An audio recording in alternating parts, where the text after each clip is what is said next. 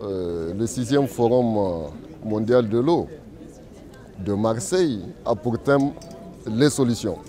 Nous attendons des solutions en ce qui concerne la problématique de l'accès à l'eau potable et à l'assainissement au niveau de notre pays et de façon plus générale en ce qui concerne la gestion intégrée des ressources en eau.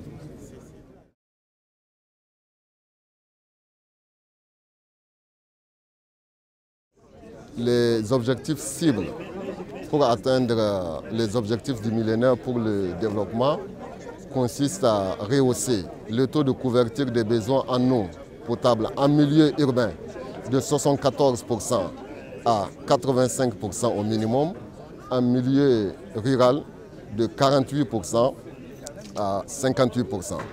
Ce qui veut dire que si nous voulons être au rendez-vous des OMD, il faut accroître le rythme de réalisation des points d'eau pour que l'accroissement du taux annuel soit d'au moins 3%. Actuellement, nous sommes loin de ce rythme-là et les meilleures années où on a enregistré des taux d'accroissement notables, cet accroissement se situe autour de 2%.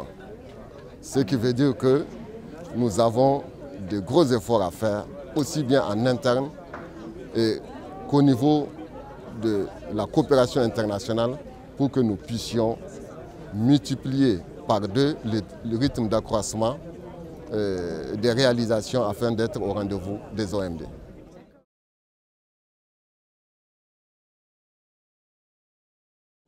Bon, écoutez, le Niger vient à l'issue d'un processus participatif et itératif d'élaborer un programme national d'alimentation en eau potable et d'assainissement qui résume les grands axes d'intervention à l'horizon 2015.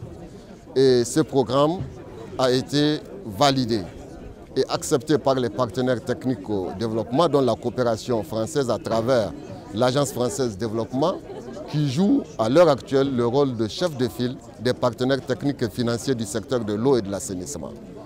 Donc, en interne, au niveau national en tout cas, l'ensemble des partenaires qui nous appuient ont adhéré à cette philosophie d'intervention, à ce document de politique et stratégie, et nous osons espérer que le Forum de Marseille, au regard des discussions sur un certain nombre de thématiques, va contribuer à mobiliser la communauté internationale afin d'accroître ses appuis en nos pays afin que nous puissions être au rendez-vous des OMD.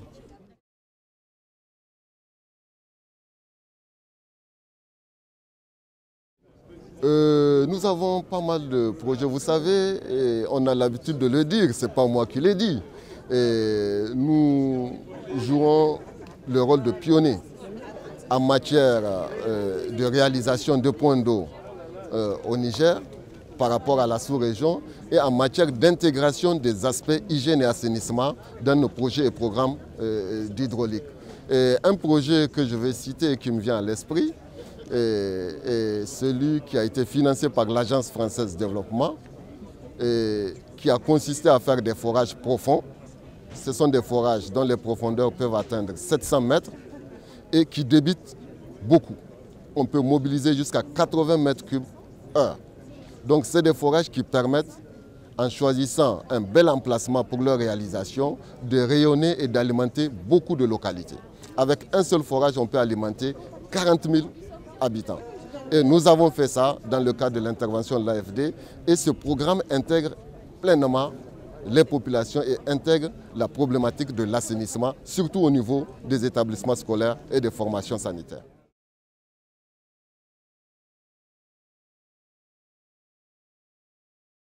Vous savez, le grand nord du Niger n'est pas habité. Le Niger, c'est 1 267 000 km² et vous avez la population qui est concentrée sur une superficie qui fait à peine les 2/5 du pays. Le Grand Nord, c'est la zone frontalière avec l'Algérie, le Mali, la Libye. C'est une zone vierge, c'est une zone de transhumance. La population est surtout concentrée au sud du pays.